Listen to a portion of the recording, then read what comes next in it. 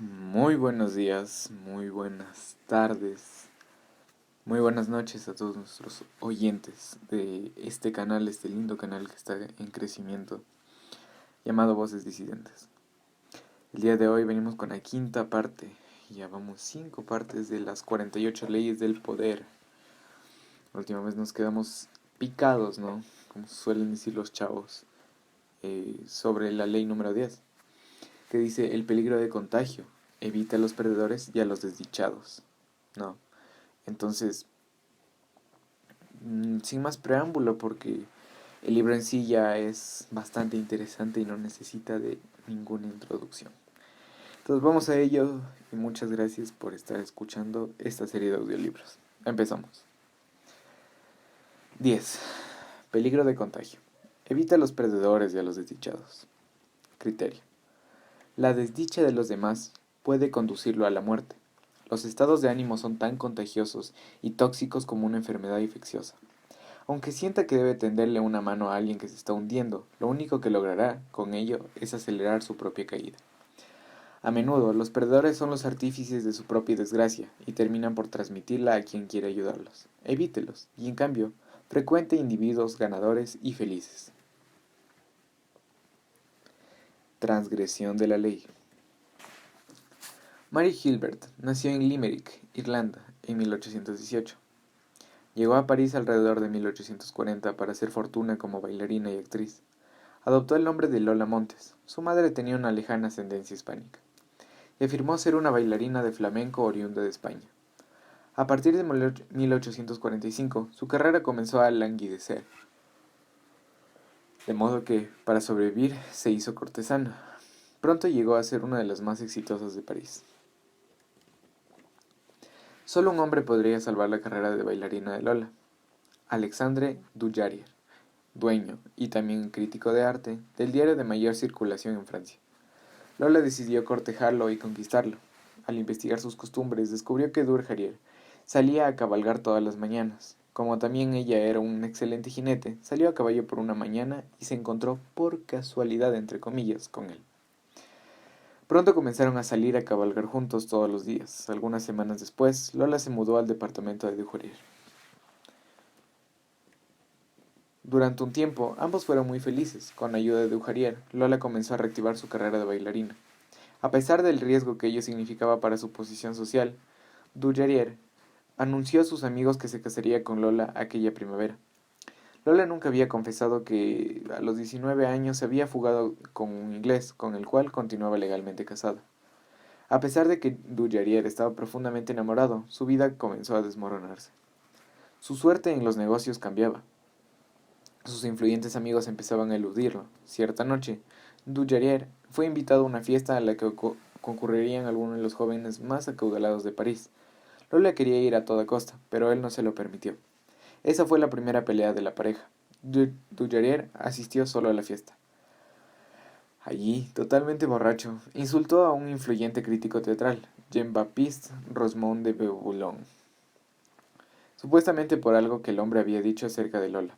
A la mañana siguiente, Boulogne, que era el mejor tirador de Francia, lo desafió a batirse en duelo. Dujardin intentó disculparse, pero el duelo se llevó a cabo y Dujardin fue muerto. Así terminó la vida de uno de los jóvenes más prometedores de la sociedad parisiense.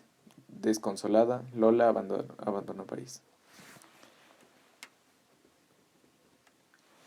En 1945, Lola Montes estaba en Múnich, donde decidió cortejar y conquistar al rey Luis de Baviera. Descubrió que la mejor forma de abordar al soberano era a través de su edecán, el conde Otto von Rechberg, un hombre que tenía gran debilidad por las jóvenes bonitas. Cierto día, cuando el conde se encontraba desayunando en un café al aire libre, Lola pasó por allí montada en un caballo. Sufrió una oportuna caída accidental, entre comillas, y quedó encantado con ella y le prometió presentarla a Luis de Baviera. Rysberg dispuso una audiencia con el rey, pero cuando Lola llegó a la antesala, oyó que Luis de Baviera decía que se hallaba demasiado ocupado como para encontrarse con una extraña que procuraba favores. Lola apartó a los guardias e ingresó a la sala donde se encontraba el rey. En el forcejeo con los guardias, de alguna forma, la parte delantera de su vestido se desgarró. Quizá lo hizo ella misma, quizás uno de los custodios.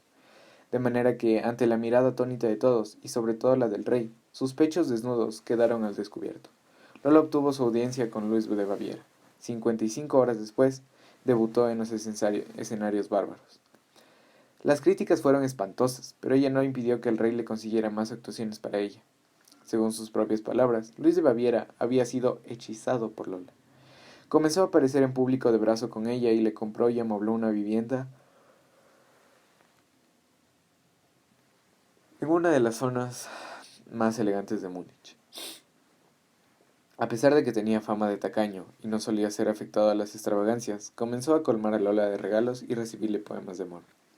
Convertida en amante favorita del rey, fue capturada a la fama de la noche a la mañana. Lola comenzó a perder su sentido común. Cierto día, durante una de sus cabalgatas, vio a un hombre mayor que cabalgaba adelante, con demasiada lentitud para el gusto de ella. Como no conseguía pasarlo, comenzó a golpearlo con la fusta. En otra ocasión, sacó a su perro a pasear sin llevarlo de la correa. Cuando el animal atacó a un transeúnte, Lola, en lugar de ayudar al hombre, lo golpeó con la correa del perro. Incidentes de este tipo enfurecían a los conservadores ciudadanos de Baviera, pero el rey defendía a Lola contra viento y marea, e incluso le consiguió una ciudadanía bárbara. Quienes conformaban su entorno trataron de advertirle que los peligros entrañaba aquella relación, pero el rey despedía a todo aquel que osaba criticar a Lola. Mientras los bárbaros, que hasta entonces habían amado a su rey, mostraban sin rodeos que le habían perdido todo respeto. Lola fue nombrada de condesa, residía en un nuevo palacio construido para ella, y comenzó a meterse en política, como asesora del rey. Era una de las personas más poderosas del reino. A medida que su influencia sobre el gabinete del soberano iba creciendo, trataba a los demás ministros con mayor arrogancia y desdén. Como consecuencia, en toda Baviera comenzaron a producirse manifestaciones contra el amante del rey. Un país otrora pacífico, de pronto parecía hallarse al borde de una guerra civil, pues los estudiantes clamaban a todas partes Rose mi Lola. Para febrero de 1848, Luis de Baviera ya no pudo resistir la presión. Con profunda tristeza ordenó a Lola que abandonara Baviera de inmediato. Lola se fue, pero no sin antes cobrar una importante indemnización. Durante las 5 semanas siguientes, la ira de los bárbaros se dirigió contra su antes tan amado rey, que en marzo de aquel año se vio obligado a abdicar. Los Montes se mudó a Inglaterra. Lo que necesitaba por sobre todas las cosas era un halo de respetabilidad, de modo que, a pesar de estar casada, aún no se había divorciado del inglés, le echó el ojo a George Trafford Hill, un joven y brillante oficial del ejército, hijo de un influyente abogado. Aunque era 10 años menor que Lola, y podría haber elegido esposa entre jóvenes más bellas y adineradas de la sociedad británica, Hill cayó bajo su hechizo. Se casaron en 1849. No mucho después, Lola fue arrestada acusada de bigamia, pero logró eludir la cárcel. Ella y Hell se dirigieron a España. Tenía peleas terribles y en cierta ocasión Lola atacó con un cuchillo. Al final terminó echándolo. Cuando Hell regresó a Inglaterra, se encontró con que había perdido su cargo en el ejército, marginado por la sociedad inglesa.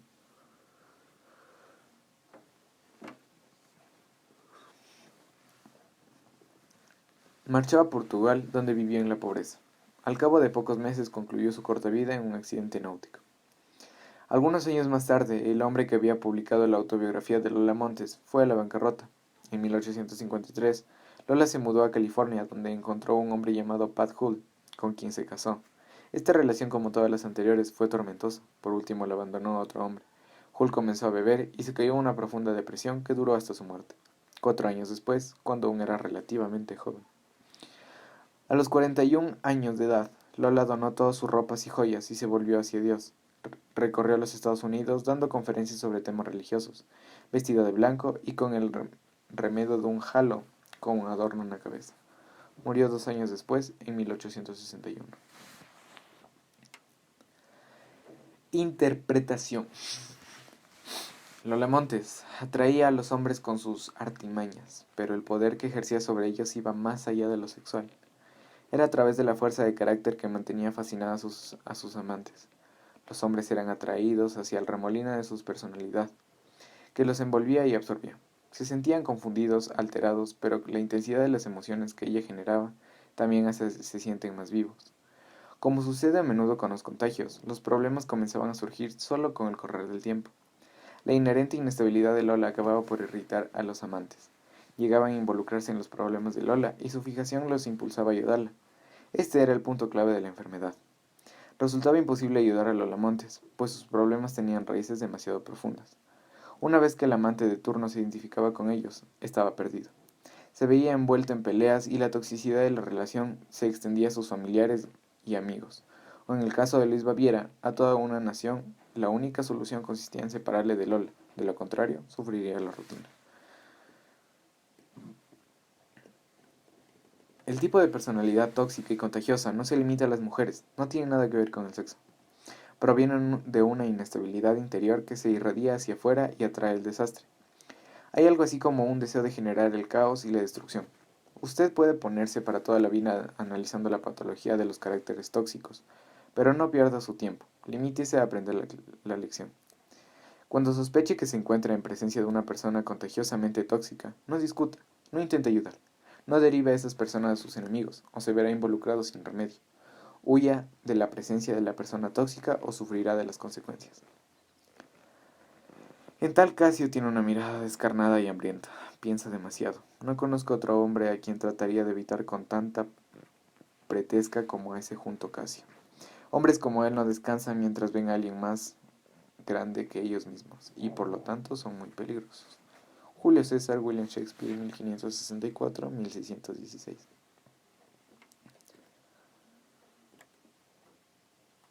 Claves para alcanzar el poder.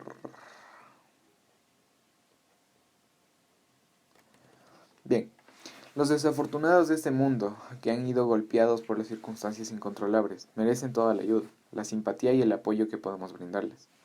Pero hay otros que no han nacido desafortunados o desdichados, sino que atraen las desgracias a través de sus actos destructivos y su perturbador efecto sobre los demás. Sería magnífico si pudiéramos ayudarlos a levantar la cabeza, a modificar sus esquemas de comportamiento, pero la mayoría de veces las cosas suceden a la inversa. Son los esquemas destructivos de ellos que terminan por meterse dentro de nosotros y cambiarnos. La razón es muy simple. El ser humano es un extremo susceptible a los rumores, a las emociones e incluso a la forma de pensar de aquellas personas con las que comparte su tiempo. Los individuos desdichados y desequilibrados sin remedio tienen una capacidad particularmente grande para contagiarnos su toxicidad. Gracias a la extrema intensidad de sus caracteres y emociones, a menudo se presentan como víctimas, la cual a primera vista toma difícil comprender que sus desgracias son autogeneradas.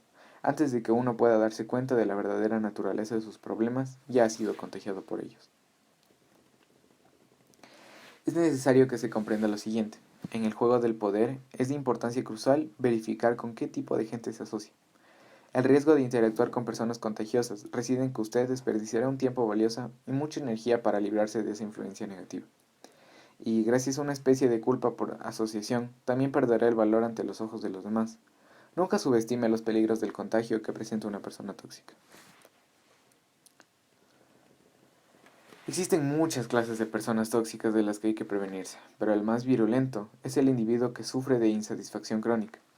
Casio, el magistrado romano que conspiró contra Julio César, padecía de la insatisfacción que proviene de una profunda envidia.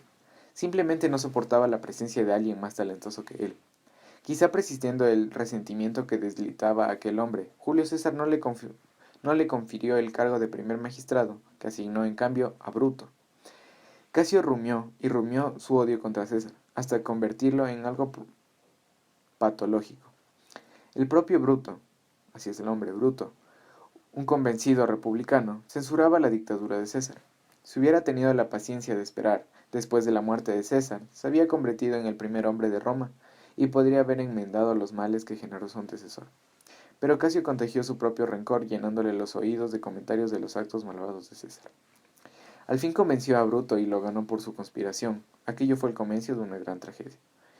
Cuántas desgracias habían podido evitarse si Bruto hubiese aprendido a temer la fuerza contagiosa de las personas tóxicas. Para este tipo de infecciones existe una sola solución, la cuarentena. Pero cuando usted al fin reconoce el problema, suele ser ya demasiado tarde. Una Lola Montes lo apabulla con su fuerte personalidad. Un Casio lo envuelve con sus confidencias y la complejidad de sus sentimientos. ¿Cómo es posible protegerse contra el virus tan activo y patológico? La respuesta reside en juzgar a la gente por el efecto que ejercen sobre el mundo que los rodea. Imagen. Un virus invisible penetra. Y no por las causas que ellos nos presentan como motivo de sus problemas. Los agentes de contagio pueden ser reconocidos por las desgracias que atraen sobre sí mismos, por su larga lista de relaciones fracasadas, por la inestabilidad de su carrera, y por la misma fuerza de carácter que los envuelve y les hace perder la razón. Tome estas señales como advertencia de que se encuentra frente a una persona tóxicamente altamente contagiosa. Aprenda a verles el descontento de la mirada, y lo más importante de todo, no les tenga lástima. No se enrede tratando de ayudarlos. La persona tóxica no cambiará, pero usted quedará atrapado. Imagen. Un virus invisible penetra nuestros poros sin advertencia previa y se esparce lenta y silenciosamente. Antes de que podamos darnos cuenta, la infección nos ha invadido por completo. La otra cara del contagio es igualmente válida y quizá más fácil de comprender. Hay personas que atraen la felicidad por su buena disposición, su euforia natural y su inteligencia. Pueden construir una fuente de placer y usted deberá asociarse con ellas para compartir la prosperidad que estas personas convocan. Esto vale más para algo más que para el buen ánimo y el éxito. Todas las cualidades positivas pueden ser contagiosas. Talleyrand tiene muchos rasgos extraños e intimidatorios, pero la mayoría de la gente coincidía en que superaba a todos los franceses en afabilidad, encanto aristocrático e ingenio. Talleyrand provenía de una de las más antiguas familias nobles del país, y a pesar de sus ideas democráticas y de su fe en la República Francesa, conservaba los modelos cortesanos. Su contemporáneo Napoleón era en muchos aspectos por completo opuesto, un campesino correga, taciturno, poco gentil y hasta violento. Napoleón no admiraba a nadie tanto como Talleyrand, envidiaba el trato que tenían sus ministros con la gente, así como su gracia y su habilidad para seducir a las mujeres, y trataba por todos por los medios de tenerlos cerca, en la esperanza de absorber la cultura que él carecía. No cabe duda que Napoleón fue cambiando a lo largo de su gobierno, pero muchas esperanzas se suavizaron gracias a su constante asociación con Talleyrand. Utiliza el aspecto positivo de la ósmosis emocional y benefíciese de sus ventajas. Si, por ejemplo, usted es avaro y mezquino por naturaleza, nunca llegará más allá de ciertos límites, ya que solo las almas generosas alcanzan la grandeza. Júntese con los generosos, y estos lo contagiarán, abriendo en usted todo lo que podrían ser estrecho y limitado. Si usted es taciturno, vuélquese hacia los individuos alegres. Si tiende al aislamiento, oblíguese a hacerse amigo de sus gregarios. No se asocie nunca con quienes comparten sus defectos, ya que solo reforzarán todo lo que usted lo trataba. Relaciónese solo con aquellas personas con las que comparta afinidades positivas. Convierta esta premisa en regla básica de su vida y se beneficiará más que con cualquier terapia. Autoridad. Reconozca la buena fortuna, a fin de poder elegirla como compañera, y a los desafortunados para evitarlos. El infortunio suele ser culpa de la necesidad, y entre quienes la padecen no hay enfermedad más contagiosa. Nunca abra su puerta a la menor de las desgracias, porque si lo hace, otras muchas seguirán de inmediato. Invalidación. En esta ley no se admite invalidación alguna. Su aplicación es universal. No se gana nada asociándose con quienes solo lo contagian de miseria y sus desgracias. En cambio, al acercarse a los afortunados, solo ganará el poder y buena suerte. Si ignora esta ley, lo hace bajo su propia responsabilidad. Ley número 11. Haga que la gente dependa de usted. Criterio. Para mantener su independencia es indispensable que los demás lo quieran y necesiten. Cuando más confíen y dependan de usted, tanto más libertad usted tendrá. Haga que la gente dependa de usted para lograr su felicidad y prosperidad, y no tendrá nada que temer. Nunca enseñe a los demás lo suficiente como para que puedan arreglárselas sin su ayuda. Transgresión de la ley. En cierto momento de la Edad Media, un soldado mercenario, un condottiero, cuyo nombre fue recogido por la historia, no fue recogido por la historia, salvó a la ciudad de Siena de un agresor extranjero. ¿Cómo le recompensaron los buenos ciudadanos de Siena? No había dinero ni honores que pudieran pagar la preservación de la libertad de la ciudad. Los ciudadanos pensaron en nombrar al mercenario señor de la ciudad, pero consideraron que tampoco aquello sería recompensa suficiente. Al fin de uno de los ciudadanos presentó ante la asamblea que debatió el asunto y dijo: matémoslo, para que después honrarlo como nuestro santo patrono. Y así lo hicieron. El conde de Carmagola fue uno de los más valientes y exitosos de toda la Condoreti. En 1442, ya en su madurez, se hallaba al servicio de la ciudad de Venecia, que se debatía en una larga guerra con Florencia. Un buen día, el conde fue llamado a regreso a Valencia. Como era un gran favorito del pueblo, lo recibieron con todo tipo de agasajos y honras. Aquella noche debía sonar con el dux en persona, en el palacio de este. Sin embargo, mientras se dirigía hacia el palacio, notó que los guardias lo conducían en dirección opuesta. Al cruzar el famoso puente de los suspiros, se dio cuenta de que pronto el sitio al que lo llevaban, a la cárcel. Lo condenaron por un cargo fraguado, y al día siguiente lo decapitaron en la plaza de San Marco, enfrente de una muchedumbre horrorizada con que no conseguía comprender por qué la suerte del conde había cambiado de manera tan drástica. Interpretación.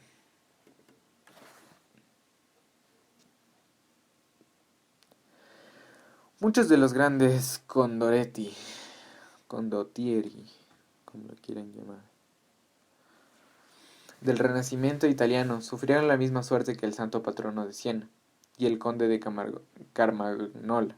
Ganaba batalla tras batalla para sus empleadores, solo para encontrarse de pronto desterrados, encarcelados o ejecutados. Ello no se debía a la ingratitud de quienes lo contrataban, sino de quienes habían hecho por muchos otros condottieri, tan capaces y valientes como ellos. Por lo tanto, eran tan capaces y valientes como ellos. Por lo tanto, eran reemplazables. No se perdía nada de ejecutarlos. Por otra parte, los más veteranos solían adquirir gran poder y exigían cada vez más dinero para sus servicios. ¿Qué mejor solución, entonces, que deshacerse de ellos y contratar los mercenarios más jóvenes y baratos? Ese fue precisamente el destino del conde de Carmagnola, que había comenzado a actuar de manera imprudente e independiente. Daba por sentado su poder, sin asegurarse antes de si era una realidad indispensable para su empleador. Este es el destino, aunque es de esperar que un grado menos violento, de quienes no logran que otros dependan de ellos. Tarde o temprano aparecerá alguien que pueda hacer su tarea tan bien como ellos, alguien más joven, más fresco, más barato y menos amenazador. Conviértase en el único que pueda hacer lo que hace, y entrelace el destino de quienes lo contratan con el suyo propio, de manera tal que le resulte imposible desprenderse de usted. De lo contrario, algún día se verá obligado a cruzar su propio puente de los suspiros. Observancia de la ley. Cuando Otto Bismarck fue electo diputado ante el Parlamento prusiano en 1847, tenía 32 años de edad y carecía de aliados o amigos. Tras observar a su alrededor, decidió no aliarse con liberales, ni con los conservadores, ni con ningún ministro en particular, y por cierto, tampoco con el pueblo. Su aliado sería el rey, Federico Guillermo Ver. Su elección resultó bastante extraña, ya que en aquel momento el rey se hallaba en el punto más bajo de su poder. Débil e indeciso, siempre cedía a la presión de los liberales en el Parlamento. Era un hombre sin carácter, que adolecía de muchas fallas que Bismarck detestaba, tanto como el plano profesional cuanto el político. No obstante, Bismarck cortejaba a Federico Guillermo sin descanso, y cuando los demás representantes atacaban al rey a causa de sus tantas muestras de ineptitud, Bismarck era el único que lo defendía. A la larga, obtuvo su recompensa. En 1851, Bismarck fue nombrado ministro del gabinete del rey. Entonces se puso a trabajar. Una y otra vez obligaba al soberano a obrar de acuerdo con sus propios designios, con la decisión de reforzar el ejército y poner coto a los liberales. Bismarck trabajó sobre la inseguridad que sentía Federico Guillermo con respecto a su Hungría, desafiándoles a ponerse firme y a gobernar con orgullo. Poco a poco logró restituir los poderes del rey, hasta que la monarquía volvió a ser la fuerza máxima en Prusia. Cuando Federico Guillermo falleció en 1861, ascendió al trono su hermano Guillermo. Este sentía un profundo rechazo hacia Bismarck y no alimentaba la menor intención de conservarlo en el gabinete. Pero por otra parte, había heredado la misma situación que había de enfrentar con su hermano. Gran cantidad de enemigos que querían sobacar su poder, hasta llegó a considerar la posibilidad de abdicar, ya que se consideraba que carecía de fuerza necesaria para manejarse en una situación tan precaria y peligrosa. Pero Bismarck comenzó a congraciarse con él, apoyaba al nuevo rey, le insuflaba fuerzas y le insistía para actuar con firmeza y decisión. El monarca empezó a depender de la mano dura de Bismarck para mantener a rayas a sus enemigos, y, a pesar de la antipatía que le inspiraba, al poco tiempo lo nombró primer ministro. Los dos solían discutir con vehemencia acerca de las políticas que debían implementarse. Bismarck era mucho más conservador, pero Guillermo comprendía que de su dependencia. Cada vez que el primer ministro amenazaba con renunciar, el rey cedía, una y otra vez, a sus exigencias. En realidad, era Bismarck quien determinaba la política estatal. Años más tarde, las gestiones de Bismarck como primer ministro de Prusia condujeron a la unificación de los distintos estados alemanes en un solo país. Fue entonces cuando Bismarck instó al rey a hacerse coronar emperador de Alemania, aunque en realidad fue él quien alcanzó el pináculo del poder. Como mano derecha del emperador, canciller imperial y príncipe con título de caballero, era él quien manejaba todos los hilos del imperio.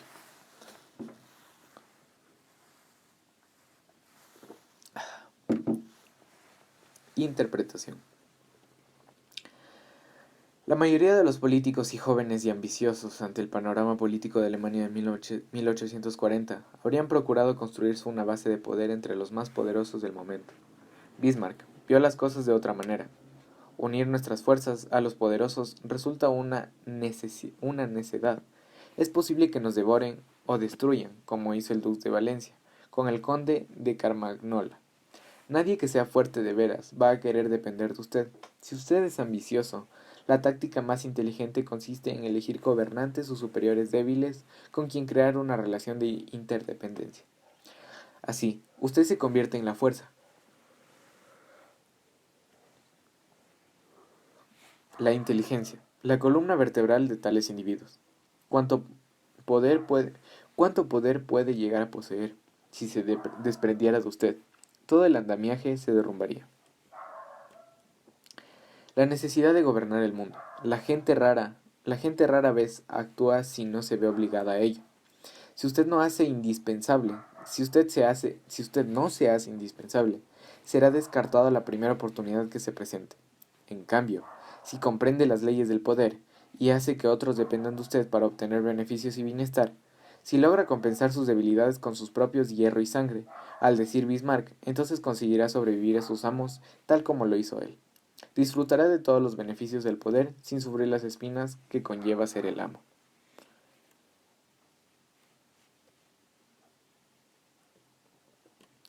Claves para alcanzar el poder. El máximo poder reside en lograr que los demás hagan lo que usted quiere. Cuando logra esto sin tener que forzarlos o herirlos, cuando por propia voluntad le otorgan lo que usted desea, entonces su poder es intocable. Lo más conveniente para alcanzar este poder es crear una relación de dependencia, así el amo que exigirá sus servicios será débil e incapaz de funcionar sin usted. Usted se ha infiltrado de manera tan profunda en todas las decisiones del amo, que desprenderse de usted le acarrearía grandes dificultades, o por lo menos le significaría perder un tiempo precioso en la capacitación de un reemplazante.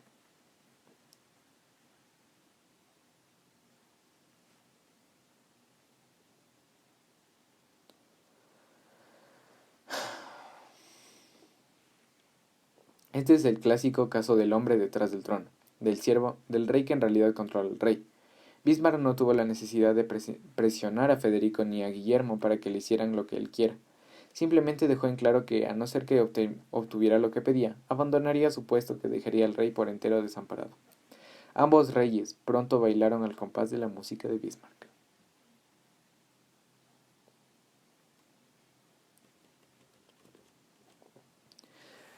No sea uno de los tantos que erróneamente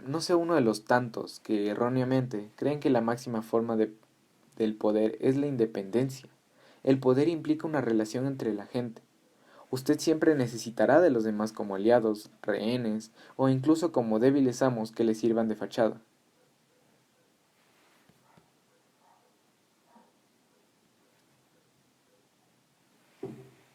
Un hombre por completo independiente vivirá en una cabaña en el bosque con libertad de ir y venir a su antojo, pero no tendrá poder. Lo mejor que usted puede aspirar es a llegar a crear que los demás una independencia tal que le permita disfrutar de una suerte de independencia al revés, en que la necesidad de los demás sea la base de su propia libertad. Luis VI, el gran rey araña de Francia. Tenía debilidad por la astrología.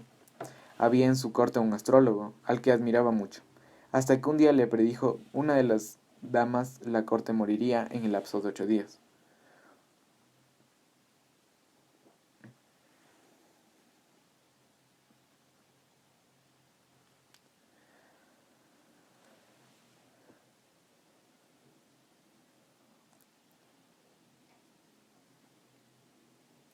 Cuando la profecía se cumplió, Luis Sexto se sintió aterrado, pues reflexionó que o bien el astrólogo había asesinado a la mujer para probar la exactitud de su profecía, o era tan versado en su ciencia que sus poderes constituían una amenaza para el propio rey.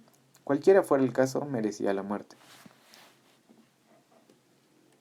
Una tarde, Luis Sexto llamó al astrólogo a su habitación, ubicado en lo alto del castillo. Antes de que el hombre llegara, el rey indicó a sus sirvientes que cuando él diera la señal, debía apresar al astrólogo, llevarlo hasta la ventana y arrojarlo al vacío. El astrólogo llegó a los aposentos del rey, pero antes de dar la señal Luis Sexto resolvió formularle una última pregunta. Usted afirma entender de astrología y conocer el destino de los demás, así que dígame cuál será su destino y cuánto tiempo de vida le queda. Moriré exactamente 3 días antes que su majestad, respondió el astrólogo. El rey nunca dio la señal a sus siervos, perdonó la vida del astrólogo y no solo lo protegió durante toda su vida, sino que lo colmó de obsequios y lo hizo atender a los mejores médicos de la corte. Damn. El astrólogo le sobrevivió varios años, aunque con ello opacó su poder profético, demostró su dominio del poder. Este es el modelo. Haga que otros dependan de usted. Como deshacerse de usted podría producirse un desastre e incluso la muerte. Su amo no se atreverá a tentarle al destino. Existen muchas formas de obtener una posición de esta índole. Lo indispensable es poseer un talento y una habilidad creativa imposibles de reemplazar. Durante el Renacimiento, el principal obstáculo para el éxito de un pintor era el modo de encontrar el mecenas adecuado. Miguel Ángel lo logró mejor que nadie. Su mecenas fue el Papa Julio H. Sin embargo, ambos se enemistaron a causa de la construcción de la tumba de mármol para el pontífice y Miguel Ángel abandonó Roma, disgustado. Para gran sorpresa de quienes lo rodeaban, el Papa no solo despidió a Miguel Ángel, sino que fue a buscarlo y a su modo altanero le rogó que permaneciera en la corte. Sabía que, si bien Miguel Ángel podría encontrar a otros mecenas, él nunca podría encontrar a otro Miguel Ángel. No hacía falta que usted posea el talento de un Miguel Ángel, pero sí debería tener una habilidad que lo diferencie del grueso de la gente. Debe crear una situación en la cual usted pueda siempre controlar mecenas o patrón, mientras que a su amo le cueste gran esfuerzo encontrar un siervo con similares talentos. En caso de que no sea usted en realidad indispensable, tendrá que encontrar la forma de parecerlo. Si de la impresión de poseer un conocimiento particular o una habilidad determinada, dispondrá de libertad y tiempo para hacer creer que sus superiores que no pueden arreglársela sin usted. No obstante, una verdadera dependencia de su superior hacia usted torna al amo más vulnerable que el caso de una falsa dependencia y usted siempre podrá seguir considerando la habilidad resulta indispensable.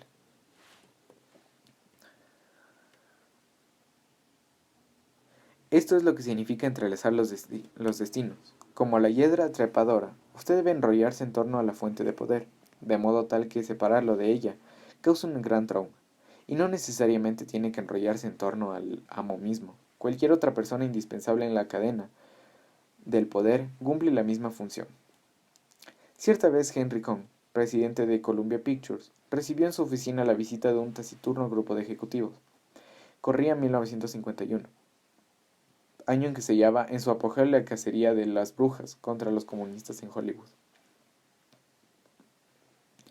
Liderado por el Comité de Actividades Antiestadounidenses del Congreso de los Estados Unidos, los ejecutivos traían malas noticias. Uno de sus empleados, el guionista John Howard Lawson, había sido acusado de comunista. Debían deshacerse de él de inmediato o prepararse para sufrir la ira del comité. Harry Kong no era liberal, de hecho siempre había sido un tenaz republicano. Su político preferido era Benito Mussolini, a quien una vez había visitado y cuya foto enmarcada adornaba una de las paredes de su estudio. Cuando detestaba a alguien, Kong lo calificaba de desgraciado comunista. No obstante, y para gran sorpresa de los ejecutivos, Kong les dijo que no despediría a Lawson. No retuvo al guionista porque fueran tan buenos escritores, ya que en Hollywood había muchos otros y muy buenos, sino a causa de una cadena de interdependencia. Lawson era el guionista de Humphrey Bogart, que a su vez era la estrella máxima de Columbia. Si Conn despedía a Lawson, arruinaría una relación muy rentable, que valía mucho más de la mala publicidad que le acarrearía el hecho de desafiar al comité. Henry Kissinger logró sobrevivir a las numerosas sangrías que se produjeron en la Casa Blanca durante el gobierno de Nixon, no porque fuera el mejor diplomático que Nixon pudiera hallar, pues había otros muy buenos negociadores en su equipo, ni porque los dos hombres se llevaban bien, en realidad se llevaban muy mal. Tampoco compartían las mismas convencionales ideas políticas. Kissinger sobrevivió porque logró involucrarse estrechamente en tantas áreas de la estructura política que desprenderse de él llevaría al caos. El poder de Miguel Ángel era intensivo, dependía de una sola habilidad, su capacidad artística. El de Kissinger era extensivo, había logrado involucrarse en tantos aspectos y áreas diferentes del gobierno, que eso constituía de por sí su carta de triunfo. Al tiempo que le ayudó a ganar muchos aliados, si usted logra con una posición semejante deshacerse de usted, puede hacerse peligroso, ya que se correría el riesgo de destejer todo tipo de interdependencias. Sin embargo, la forma intensiva de poder procurar mayor libertad que la extensiva, porque la seguridad de quienes la poseen no depende de un amo en particular, ni de una posición de poder determinada. Para conseguir que los demás dependan de usted, un camino es la táctica del servicio secreto. Al conocer los secretos de otra gente, al tener información que otros no quisieran que se difundiera, usted sella su suerte de los otros. Se convierte en intocable. Las autoridades máximas de los servicios secretos han mantenido sus puestos durante décadas. Pueden crear o destruir un rey, o como en el caso de Edgar Hoover, a un presidente. Pero dicho papel abunda tanto en incertidumbres y paranoia que el poder que brinda suele autoanularse. Uno puede descansar en paz. ¿Y de qué sirve el poder si no se lo procura en paz? Una última advertencia. No piense que por depender de usted, su amo lo querrá. Por el contrario, lo más probable es que lo odie y lo tema. Pero como dijo Maquiavelo, es mejor ser temido que amado. El temor es algo que se puede controlar, mientras que el amor es incontrolable. Depender de una emoción tan sutil y cambiante como el amor o la amistad solo generaría inseguridad. Más vale que la gente dependa de usted por temor a las consecuencias de perderlo que por el placer de su compañía. Autoridad. Haga que la gente dependa de usted. Ganará más tal dependencia que la cortesía. Quien ha saciado de su sed de inmediato, la vuelve a la espalda de la fuente, pues ya no la necesita. Cuando la dependencia desaparece, también desaparece toda la educación y decencia, y después el respeto. La primera lección que la experiencia debería enseñarnos es la de mantener la esperanza viva, pero nunca satisfecha, de modo que hasta un amo soberano nos necesite siempre. Invalidación. El punto débil de hacer que otros dependan de usted reside en que, en cierta medida, usted también depende de ellos. Pero superar esta situación implica deshacerse de sus superiores, lo cual significa arreglarse solo sin dependerse de nadie. Esta es la táctica monopólica de J. P. Morgan o John D. Rockefeller, quienes liquidaron toda la competencia para ejercer un control absoluto. Si usted puede arrinconar el mercado, tanto mejor. Pero no hay independencia de este tipo que no tenga su precio. Usted se ve obligado a aislarse. Los monopolios a menudo hacen imposición y se autodestruyen a causa de la impresión interna. También suelen provocar intensos resentimientos, que llevan a sus enemigos a unirse entre sí para combatirlos. El impulso de ejercer control absoluto suele resultar infructuoso y conducir a la ruina. La interdependencia sigue siendo la ley de oro, mientras que la independencia es una excepción rara, y a veces fatal. Lo mejor es ubicarse en una posición de dependencia mutua y luego de atenderse la ley clave, un lugar de buscar su invalidación. De esta forma no sufrirá la terrible presión de lo que están expuestos los de arriba y su superior será un esencial esclavo, porque él dependerá de usted. Wow, muy muy fuerte lo que estamos escuchando.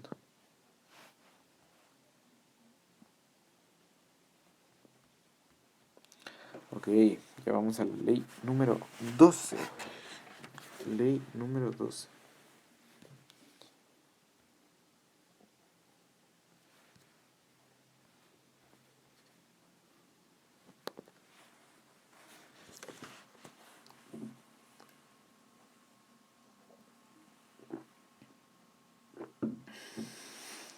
Ley número 12. Para desarmar a su víctima, utiliza la franqueza y la generosidad en forma selectiva. Criterio. Un gesto sincero y honesto compensará docenas de actitudes dictadas por la hipocresía y la falsedad. El gesto de franca y honesta generosidad hace bajar a la guardia aún al individuo más desconfiado. Una vez que su sinceridad selectiva haya abierto una brecha en la armadura del otro, podrá manipularlo y embaucarlo a su antojo. Un obsequio oportuno, especie de caballo de Troya, podrá cumplir el mismo objetivo. Para desarmar a su víctima, utilice la franqueza y la generosidad de forma selectiva. Veamos qué dice esto. Observancia de la ley. ¿Qué es lo que debemos hacer? Ojo al ejemplo. Corría 1926 cuando un hombre alto, muy atildado, fue a visitar al Capone, el gángster más temido de su tiempo. El hombre, que hablaba con un elegante acento europeo, se presentó como el conde Víctor Luis Tig. Prometió que si al Capone le daba $50,000, él haría que su cifra se duplicara. Capone poseía fondos más que suficientes para realizar una inversión semejante, pero no era costumbre confiar en grandes sumas a perfectos extraños. Miró con atención al conde. Aquel hombre tenía algo. Era diferente, su estilo, su alcurnia, sus modales, de modo que decidió seguirle el juego. Contó los billetes personalmente y se los tendió a Luis Tig. Bien, mi querido conde, le dijo. Duplíqueme esta suma en 60 días, tal como me lo prometió. Luis Tig se fue con el dinero, lo colocó en una caja de seguridad en Chicago y luego se dirigió a Nueva York, donde tenía en marcha otros proyectos ganadores de fondos. Los $50,000 permanecieron en el banco, intactos. Luis Tig no hizo ningún esfuerzo por duplicarlos. 2 meses después regresó a Chicago, retiró el dinero y volvió a visitar a Capone. Echó una mirada a los guardaespaldas del gángster, que lo observaban con expresión imperturbable. Sonrió con timidez y dijo a Capone: «Le pido que acepte mis más humildes disculpas. Lo siento muchísimo, señor Capone, pero el plan fracasó. Es decir, fracasé yo». Capone se puso de pie con lentitud, miró furioso a Luis Tig mientras decidía en qué parte del río arrojarlo. Entonces el conde llevó la mano al bolsillo de su sobretodo, sacó los $50,000 y los puso sobre la mesa. «Aquí está su dinero, señor. No falta ni un centavo. De nuevo le pido 1000 disculpas. Esto es realmente muy humillante para mí. Pero las cosas no salieron como había pensado. Me habría encantado duplicarse esta suma para usted y para mí. Dios es testigo de que buena falta que hace, pero el plan se malogró». Capone volvió a tomar asiento confundido. «Sé que usted es un estafador, señor conde», repuso Capone. «Lo supo en el preciso instante en que entró por la puerta. Esperaba recibir cientos miles de dólares o nada. Pero esto, que me devuelva mi dinero, bueno». «De nuevo le pido 1000 disculpas, señor Capone», dijo Luis Tig mientras se recogía en su sombrero y se dirigía hacia la puerta. «Santo Dios, usted es honesto», gritó Capone, sorprendido. «Si usted está en problemas, aquí tiene 5,000 para sacarlo de apuros». Contó cinco billetes de $1,000 de los 50,000 y se los tendió. El conde, en apariencia anonadado, hizo un cortés reverencia, murmuró su agradecimiento y se marchó llevándose el dinero. Los $5,000 eran los que Luis Tig había planeado obtener desde un principio. Wow.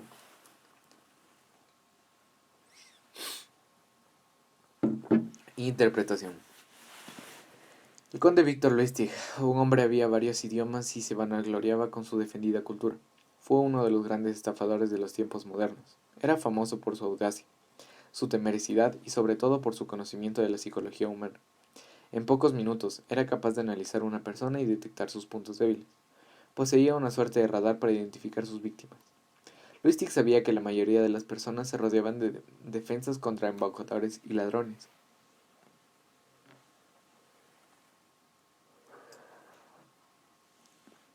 El trabajo de un estafador consiste en hacer caer a esas defensas. Un método seguro para lograrlo es de valerse de una aparente sinceridad y honestidad. ¿Quién desconfía de una persona sorprendida en un acto evidente de honestidad? Luis Tig utilizó varias veces esta táctica de honestidad selectiva, pero con Capone fue un paso más allá. Ningún estafador normal se hubiera atrevido a realizar semejante jugarreta. Habría elegido su víctima por su debilidad, por su expresión que permite anticipar que sufrirán la estafa sin osar quejarse. Estafar a Capone equivalía a pasar el resto de la vida, lo poco que le quedaría, aterrado. Pero Luis Tig comprendió que era un hombre como Capone suele pensar en su existencia, desconfiando de todo el mundo, ya que a su alrededor no hay personas honestas y generosas, y estar siempre rodeado de lobos resulta agotador y hasta deprimente. Un hombre como Capone ansía ser destinatario de algún gesto honesto o generoso, para sentir que no todo el mundo está esperando la oportunidad para robarle. El acto de honestidad selectiva de Lustig desarmó a Capone, porque fue algo por completo inesperado. Al estafador le fascinan estas emociones contradictorias, pues la persona que la experimenta resulta muy fácil de distraer y engañar. No teme poner en práctica esta ley en el mundo de los Capone. Con un gesto de honestidad o generosidad bien calculado, logrará que la bestia más brutal y cínica del reino coma mansamente de sus manos. Todo se torna gris, cuando no veo por lo menos una nueva aventura en el horizonte. En esos casos la vida parecerá vacía y deprimente. No puedo entender a los hombres honestos. Llevan una vida desesperante, llena de aburrimiento.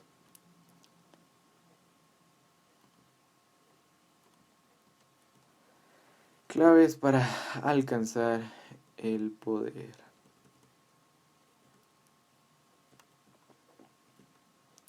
La esencia del engaño es la distracción. Distraer a la gente de que quiere engañar le dará su tiempo y espacio para hacer las cosas sin que ellos se percaten. Un acto de bondad, generosidad u honestidad en la forma de las poderosas de distracción, porque desarma las sospechas de los demás. Convierte a las personas en niños que aceptan ansiosos cualquier tipo de efecto afectuoso. En la antigua China, esto era llamado dar antes de recibir. El dar hace que a la otra persona le resulte difícil darse cuenta de que le están quitando algo. En una herramienta a quienes tiene infinidad de aplicaciones prácticas, quitarle con descaro algo a otra persona es peligroso, incluso para los poderosos, pues la víctima buscará vengarse. También es peligroso pedir que se necesita, por más cortésmente que uno le salga, a no ser que la otra persona vea algún beneficio por sí misma.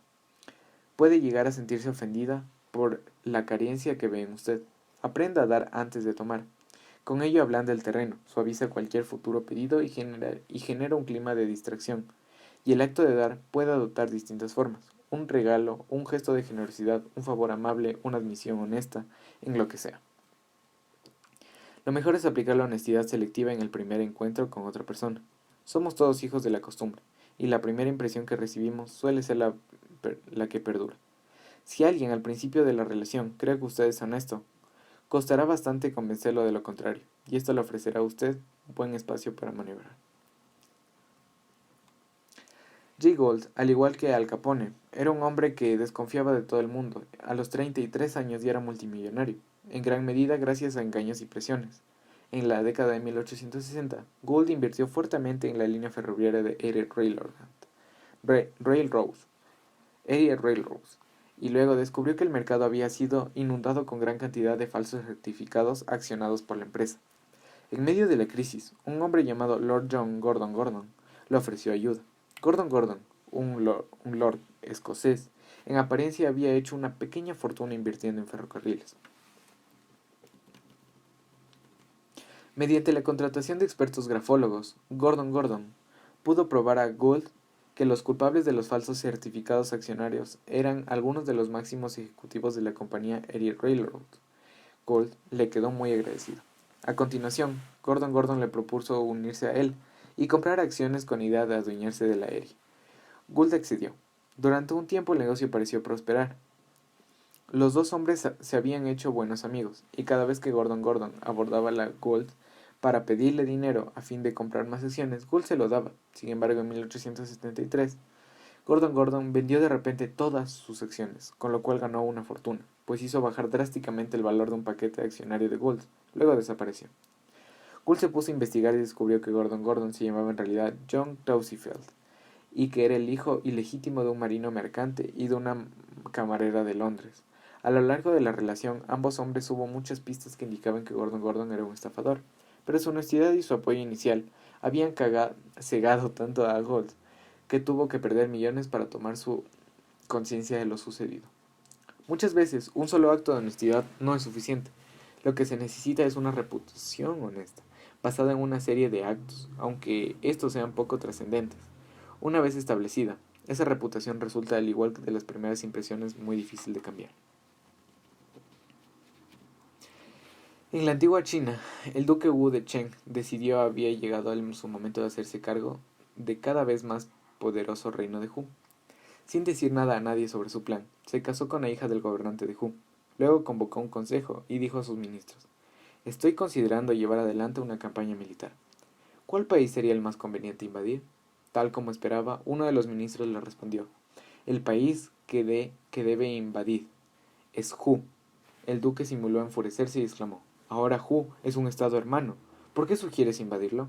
Hizo ejecutar al ministro, en castigo por su observación poco política. El gobierno de Hu se enteró de lo sucedido, y teniendo en cuenta otros actos honestos de Wu y el hecho de que se hubiera casado con su hija, no tomó precaución alguna para defender su reino. Algunas semanas más tarde, las fuerzas armadas de Qin invadieron y ocuparon el reino de Hu, que nunca volvieron a abandonar.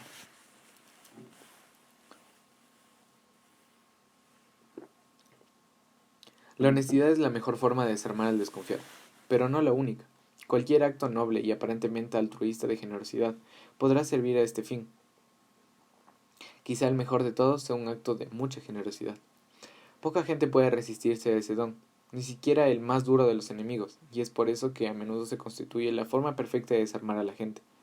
Un regalo un regalo hace renacer al niño que hay en otros, con lo cual de inmediato bajamos nuestras defensas. A pesar de que con frecuencia vemos las acciones de los demás bajo la luz más cínica posible, rara vez distinguimos en algún elemento maquiavélico un obsequio que a menudo oculta motivos ulteriores. Un regalo es el objeto perfecto, tras el cual esconder una actitud engañosa. Hace más de 3000 años, los antiguos griegos cruzaron el mar para rescatar la bella Helena, que les había robado París, y para destruir Troya. El sitio duró 10 largos años. Muchos héroes murieron durante el mismo, y ninguno de los bandos había logrado una victoria. Cierto día, el profeta de Calchas reunió a los griegos. «Dejad de asediar las murallas de Troya», les dijo. «Debéis encontrar otra forma más ingeniosa para entrar a la ciudad. No es imposible tomar Troya simplemente por la fuerza. Tenemos que encontrar alguna estratagema hábil». El astuto jefe griego, Ulises, se le ocurrió la idea de construir un gigantesco caballo de madera, en cuyo interior podrían ocultarse soldados, y ofrecerlo a los troyanos en señal de buena voluntad. El hijo de Aquiles se opuso a la idea. Afirmó que no era cosa de hombres y que era más honorable que miles murieran en el campo de batalla que obtener una victoria de forma tan artera. Pero los soldados, ante la elección de luchar contra 10 años como hombres y morir todos los honores, u obtener una rápida victoria, optaron por la solución del caballo, que se construyó con rapidez. El estratagema resultó exitosa, y Troya cayó. Un regalo hizo más la causa griega que 10 años de lucha.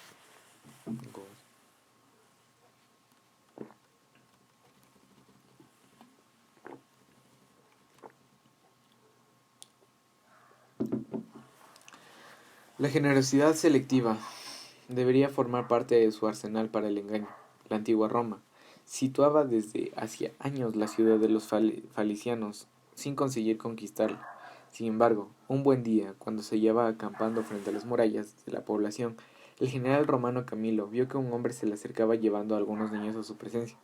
El hombre era un maestro faliscano, y los niños, hijos e hijas, ciudadanos más nobles y adinerados del lugar. Con excusa de llevarlos a dar un paseo, el preceptor los entregó a todos los romanos en calidad de rehenes, con la esperanza de contragarse con Camilo, el enemigo de la ciudad. Camilo no retuvo a los niños con rehenes, en cambio hizo desnudar al maestro, le ató las manos a la espalda, entró una vara a cada uno de los chicos y le dijo que lo llevaran a golpes de regreso a la ciudad. El gesto surtió efecto de inmediato en los falicianos. Si Camilo hubiese usado a los niños como rehenes, algunos ciudadanos habían votado por la rendición, y en caso de que lo continuaran combatiendo, la resistencia de los falicianos no habría sido la misma. La negativa de Camilo a aprovecharse de la situación quebró la resistencia de los lugareños, que se rindieron. El cálculo del general había sido correcto. De todos modos, no tenía nada que perder. Sabía que el estratagema de los rehenes no hubiese puesto fin a la guerra, o al menos de inmediato. Al revertir la situación se ganó de confianza y respeto del enemigo, desarmándolo. La generosidad selectiva suele vencer al contrincante más tenaz. Al apuntar directamente al corazón, se corroe la voluntad de presentar batalla. Recuerde, al juzgar con las emociones de la gente, los actos de bondad, generosidad u honestidad calculada pueden convertir a un Capone en un niño crédulo. Pero como sucede en cualquier enfoque emocional, la táctica debe ponerse en práctica con cautela. Si los demás advierten las verdaderas intenciones de usted de la decepción que experimentarán, se convertirá en el más virulento odio y la más absoluta desconfianza. Salvo que consiga dar su gesto de apariencia por completo sincera, absténgase de jugar con fuego. Cuando uno carga con un largo historial de fraudes y engaños, no hay honestidad, generosidad ni bondad que consiga engañar a la gente. Por el contrario, este tipo de actitudes no harán más que llamar la atención. Una vez que la gente conoce a una persona como artera y engañosa, actuar de repente con honestidad y sinceridad resulta sospechoso. En tal caso, es mejor seguir desempeñando el papel de tramposo.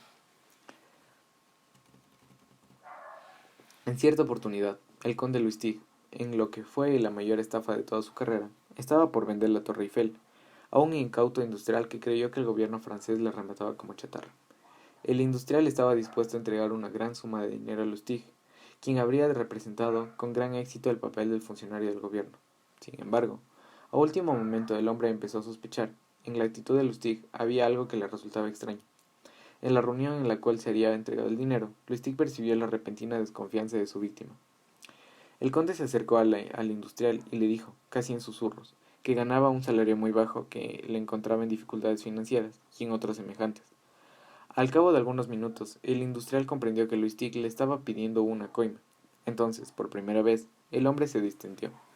Ahora sabía que podía confiar en Lustig, dado que todos los funcionarios del gobierno eran deshonestos, no le quedaron dudas de Lustig era el que afirmaba ser. El hombre entregó el dinero. Al actuar en forma deshonesta, Lustig consiguió dar mayor realismo al papel que interpretaba.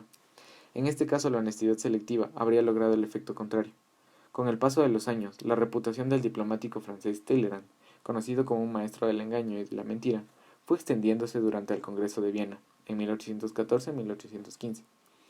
Por ejemplo, inventó historias fabulosas e hizo comentarios extravagantes ante personas que sabía perfectamente que mentía. Esa deshonestidad evidente no tenía otro objetivo que enmascarar los momentos en los que de veras estaba engañando. Cierto día, entre amigos, Talleyrand dijo con aparente sinceridad: en los negocios es fundamental tener siempre las cartas sobre la mesa. Sus amigos no lograban dar crédito a lo que oían. Un hombre que nunca en su vida había dispuesto sus cartas sobre la mesa pedía que lo hicieran los demás. Tácticas como esta tornaban imposible distinguir entre las verdaderas y mentiras y las falsas.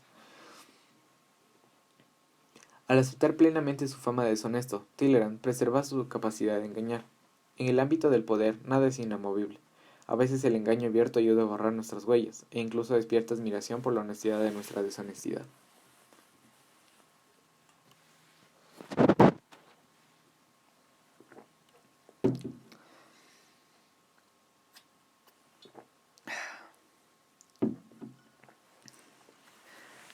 Ley número 13.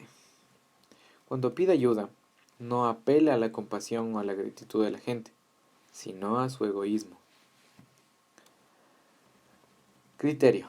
Si necesita recurrir a la ayuda de un aliado, no se moleste en recordarle el apoyo que usted le dio en el pasado o sus buenas acciones. Lo pasado se ignora o se olvida. Si, en cambio, al formular su pedido de colaboración, usted muestra elementos que beneficiarán a la otra persona y hace gran hincapié en ellos. Repito, lo pasado se ignora o se olvida. Si, en cambio, al formular su pedido de colaboración, usted muestra elementos que beneficiarán a la otra persona y hacen gran hincapié en ellos, su contrincante responderá con entusiasmo a su solicitud, al detectar el beneficio que podría obtener. Y tal parece que nos vamos a quedar hasta aquí el día de hoy. Hasta la ley número 13 hemos avanzado y estamos más o menos